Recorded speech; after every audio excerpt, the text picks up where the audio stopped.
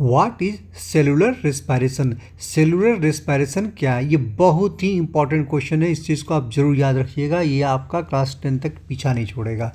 Cellular respiration क्या होता है? सबसे पहले जान लीजिए कि यहाँ पे ये लेसन हमारा रिलेटेड है क्या? रेस्पिरेशन इन ऑर्गेनिज्म, ऑर्गेनिज्म में सांस कैसे लिया जाता है। तो अब देखिए, तो सांस तो हम लोग लेना बोलते हैं, सांस ऑक्सीजन को लेना, ऑक्सीजन को छोड़ना, लेकिन यहाँ पे रेस्पिरेशन उसको बोलते हैं ब्रीथिंग, इसको बोलते हैं रेस्पिरेशन। अब इसमें सेलुलर रेस्पिरेशन, तो एक्चुअली होता क्या है कि हम जो कुछ भी खाते हैं वो ग्लूकोज बन जाता है, ये सभी को पता है। अब ग्लूकोज का फॉर्मूला होता है C6H12O6।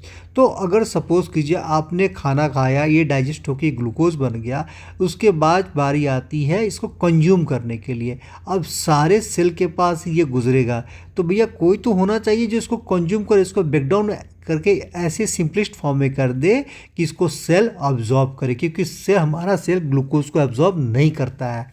तो उसके लिए क्या हो जाता है, इसको रिएक्शन करना पड़ता है, और रिएक्शन किससे करेगा? ये हमेशा ऑक्सीजन के प्रेजेंस में करता है। देखिए ग्लूकोज ये ऑक्सीजन के प्रेजेंस में रिएक्शन करेगा, तो क्या करेगा?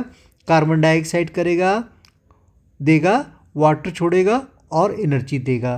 देखिए इसमें हम लोग कैसे करते हैं ना, जब भी हम, इसको आप ऐसे याद रखिएगा, जैसे कि हमने एनर्जी खाया, ऑक्सीजन सांस लिया, जब हमने किया तो सांस छोड़ा, हम सांस छोड़ते हैं तो ये हो गया कार्बन डाइऑक्साइड, हम वॉशरूम जाते हैं तो हो गया H2O, और हमें ये एनर्जी देता है। तो बस आप ऐसे ही याद रखिए इसको, लेकिन फार्मूला याद करना जरूरी है, आप जरूर याद कीजिएगा।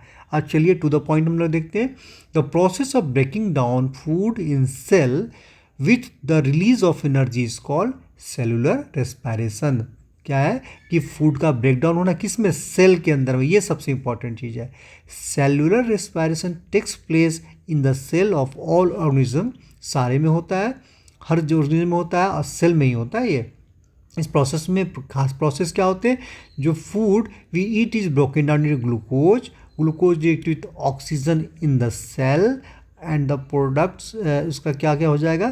कार्बन डाइऑक्साइड, वाटर और एनर्जी। देखिए इसका केमिकल इक्वेशन को प्रॉपरली लिखा गया, आप इसको ठीक से समझिएगा, और बहुत ही सिंपल है, इक्वेशन जरूर लिखिएगा।